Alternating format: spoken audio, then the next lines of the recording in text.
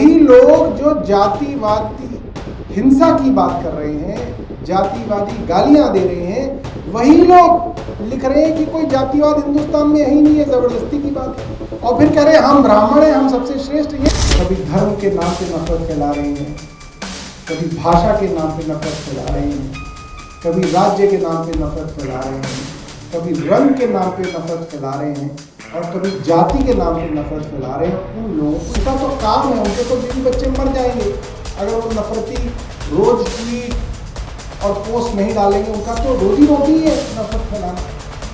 सवर्ण समाज के अधीन अधिकतर मीडिया से पूरी उम्मीद है कि वो इस मुद्दे को बिल्कुल नहीं दिखाएगा। ये तो भला हो फेसबुक, ट्विटर और यूट्यूब, ये उन देशों के लोग चला रहे हैं जहाँ पे जाति नहीं है, तो ये फेसबुक पे, यूट्यूब पे और ट्विटर पे चल जाएगा। वरना जिस तरीके से कुछ तथाकथित अगड़ी कहलाने वाली जातियों का कब्जा मीडिया संस्थानों पर है, कोई नैतिकता, इंसानियत आज नहीं बची कि कोई इस बात पे स्टोरी ही कर देता कि किस तरीके से घटिया, भद्दी, घिनौनी गालियां पिछले 3 दिन से दलित समाज को, मुख्य न्यायाधीश को, यहाँ तक बाबा साहब भीमराव अंबेडकर तक को गालियां दी जा रही हैं और खुल के दी जा रही हैं, खुल के। और किसी की मजाल नहीं कि इसके ऊपर वो अपनी प्रतिक्रिया दे दे और वो अपने चैनल में चला दे। मैं देख रहा था, सोशल मीडिया पे चल रहा था और इस बात को स्थापित करने की कोशिश की जा रही थी कि कोई जातिवाद है ही नहीं। वही लोग जो जातिवादी हिंसा की बात कर रहे हैं, जातिवादी गालियां दे रहे हैं, वही लोग लिख रहे हैं कि कोई जातिवाद हिंदुस्तान में है ही नहीं है, जबरदस्ती की बात है।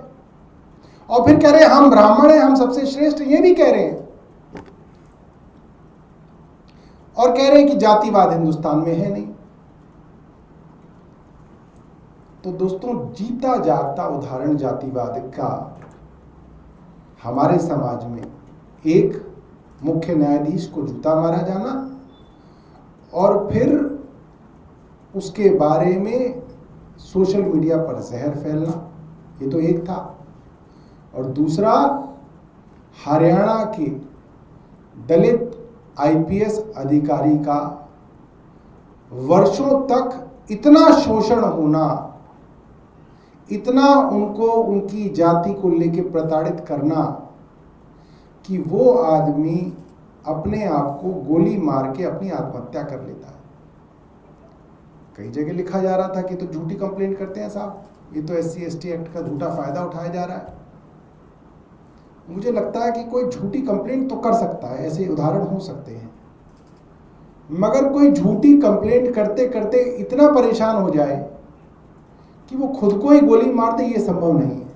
मुझे लगता है कि ये बात तो माननी पड़ेगी, उन घोर जातिवादी लोगों को भी माननी पड़ेगी जो पूरे दिन अंबेडकर को गाली दे रहे हैं कि जातिवाद तो पूरा है और जिंदा है।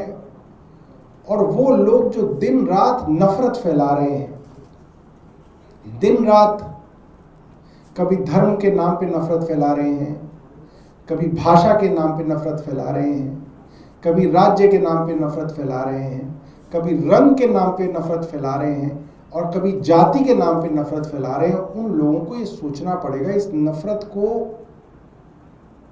आप कितना फैलाओगे और इस देश को आप कहां ले जाके छोड़ोगे। क्या इस नफरत का कोई अंत है? कुछ सोशल मीडिया हैंडल्स को तो पैसा दिया जाता है, उनको बाकायदा पैसा देके नफरत फैलाई जाती है। उनका तो काम है, उनके तो बीवी बच्चे मर जाएंगे अगर वो नफरती रोज ट्वीट और पोस्ट नहीं डालेंगे। उनका तो रोजी रोटी है नफरत फैलाना। मगर वो लोग जो उन ट्वीट्स को रीट्वीट कर रहे हैं, जो लोग उन पोस्ट को लाइक कर रहे हैं, शेयर कर रहे हैं, उन लोगों को सोचना चाहिए कि आज आपने इस देश को कहां पहुंचा दिया। एक आईपीएस अधिकारी जिसकी पत्नी आईएएस अधिकारी है हरियाणा में, और कोई दूर दराज का नहीं, हरियाणा का मामला है, वहां पे एक आईपीएस अधिकारी को मंदिर में नहीं घुसने दिया जाता। वो मंदिर में घुस जाता है और मंदिर में चला जाता है, अम्बाला के थाने में मंदिर बनाया जाता है, उस चीज़ के लिए उसका उत्पीड़न शुरू होता है। और वो उत्पीड़न इतना चलता है, वो सबको कंप्लेंट करता है, चीफ सेक्रेटरी को कंप्लेंट करता है, डीजीपी को कंप्लेंट करता है, तमाम अपने अधिकारियों को कंप्लेंट करता है, और उसकी कंप्लेंट्स पर कार्रवाई नहीं होती। अंततः उसको ही एक झूठे मामले में फंसाने का पूरा षड्यंत्र बनाया जाता है, और फिर वो खुद को गोली मार देता है। और 8 पेज का सुसाइड नोट छोड़ के जाता है, 8 पेज का, जिसके अंदर वो एक एक अफसर के बारे में, अपने विभाग के 15 अफसरों का नाम उसने उसमें लिखा है, अलग अलग जातियों का है। वही जातियां हैं जिनके पास आज देश के सभी बड़े बड़े संसाधन हैं, बड़े बड़े टीवी चैनल्स हैं, बड़े बड़े अखबार चलाती हैं वो जातियां। तो उन जातियों से तो उम्मीद ही नहीं है, और उन टीवी चैनल्स और उन संस्थानों से उम्मीद नहीं है कि वो इसके ऊपर कुछ करेंगे। मगर जो भी लोग इस प्रेस वार्ता को यूट्यूब से, ट्विटर से, एक्स से, फेसबुक से आदि से देखेंगे, उन लोगों को सोचना चाहिए कि ये नफरत फैलाने वाले लोग कब जाके थमेंगे, क्योंकि नफरत तो फैलती जा रही है। इतनी नफरत, इतनी घृणा इस देश में, जब अंग्रेज थे तब अंग्रेजों से भी नहीं थी इतनी नफरत और इतनी घृणा। तो जितनी नफरत और घृणा आज इस देश में अपने देश के नागरिकों के प्रति फैलाई जा रही है, और सरकार मौन है, केंद्र सरकार मौन है, चुप है।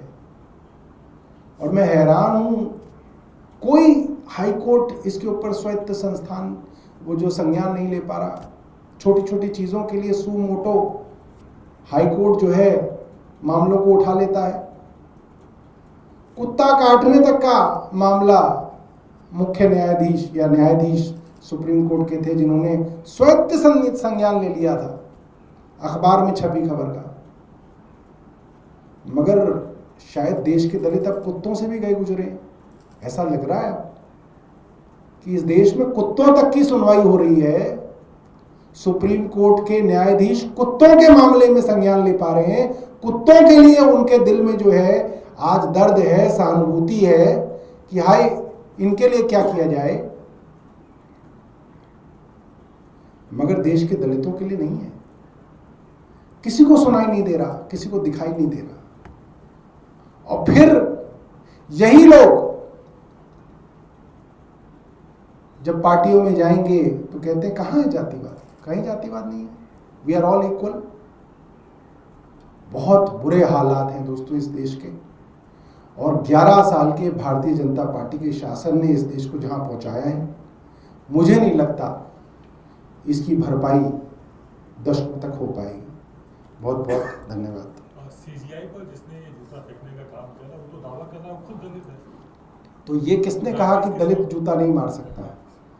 वो दलित हो, ब्राह्मण हो, बनिया हो, जो भी हो, वो सारे लोग जो तालियां बजा बजा के कूद रहे हैं, जो लोग इसको सनातन की विजय कह रहे हैं, वो तमाम लोग दलित विरोधी हैं। वो तमाम लोग अंबेडकर को गालियां दे रहे हैं। वो तमाम लोग जो है, ऐसे तो बहुत सारे टीवी एंकर हैं मुसलमान हैं, और वो रखे इसलिए गए ताकि वो मुसलमानों को गाली दे सके, उसमें कोई बड़ी बात नहीं है। तो भारतीय जनता पार्टी की पुराना तरीका है।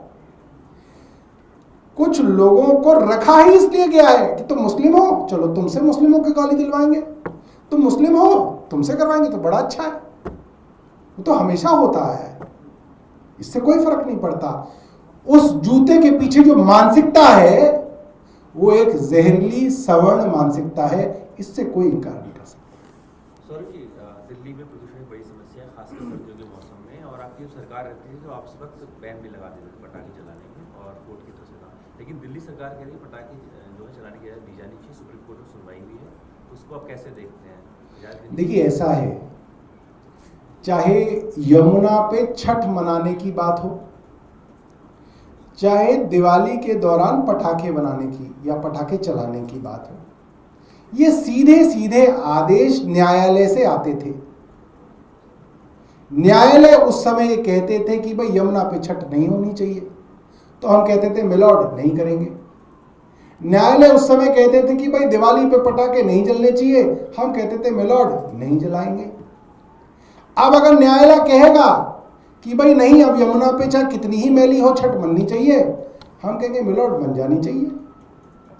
और न्यायालय कहेगा कि भाई अब चाहे कितना ही पोल्यूशन हो पटाखे तो जलने चाहिए, हम कहेंगे मिलॉर्ड बिल्कुल जलने चाहिए, क्यों नहीं जलने चाहिए। हमें इसमें कोई दिक्कत नहीं है, जैसा मिलॉर्ड कहेंगे वैसा इस देश में होगा। एक मिलॉर्ड ने कहा कि कुत्तों को एक जगह बांध दो, सरकार ने कहा जी मिलॉर्ड कर देंगे। फिर उसी न्यायालय के दूसरे मिलॉर्ड ने कहा कि इन्हीं कानून की किताबों के हिसाब से मुझे लगता है कि नहीं, कुत्तों को छोड़ दो। सरकार ने कहा मिलॉर्ड तो इनके हाथ में है। इजाजत देने के लिए फिर खुद दिल्ली सरकार कोर्ट जा रही है। देखिए वो तो जिन मुख्य न्यायाधीश के ऊपर सनातन विरोधी होने का आरोप लगा है, जस्टिस बी.आर. गवई के ऊपर, आप लोग हैरान होंगे कि जस्टिस बी.आर. गवई ने ही खुद कुछ दिनों पहले कहा है कि पटाखों के ऊपर बैन क्यों है, दिल्ली में ही बैन क्यों है, अगर बैन हो तो सब जगह हो और ना हो तो कहीं ना हो। तो जस्टिस गवई ने तो पहले ही इस चीज को इंडिकेट कर दिया है कि वो पटाखों के ऊपर से बैन हटाएंगे। ये जस्टिस गवई ने पहले ही इंडिकेट कर दिया है। अब भारतीय जनता पार्टी के ट्रोलों की समस्या यह है कि वो उनको सनातन विरोधी बता रहे हैं, मगर अगर पटाखों का बैन से सनातन का विरोध या सनातन के साथ होने की परिभाषा आती है तो वो तो साथ है, वो तो पटाखों के ऊपर बैन हटाने वाले हैं, इंडिकेट कर चुके हैं। भारतीय जनता पार्टी की सरकार तो खाना पूर्ति कर रही है ताकि उसके अंदर किसी तरीके से राजनीतिक रोटियां सेकी जाएं। जैसे दुर्गा पूजा और रामलीला 10 बजे तक क्यों होती थी? क्योंकि दिल्ली पुलिस ने 12 बजे तक की इजाजत नहीं दी थी। अब इनकी दिल्ली पुलिस ने 12 बजे कर दिया तो ये कह रहे साहब हमने करवा दिया। अरे तुम्ही ने रोका था, तुम्ही ने करा दिया, तुम्ही ने जीएसटी बढ़ाया था, तुम्ही ने घटा दिया, तो वही सब इनके पास ही है। लेटेस्ट खबरों के लिए सब्सक्राइब करें हमारा YouTube चैनल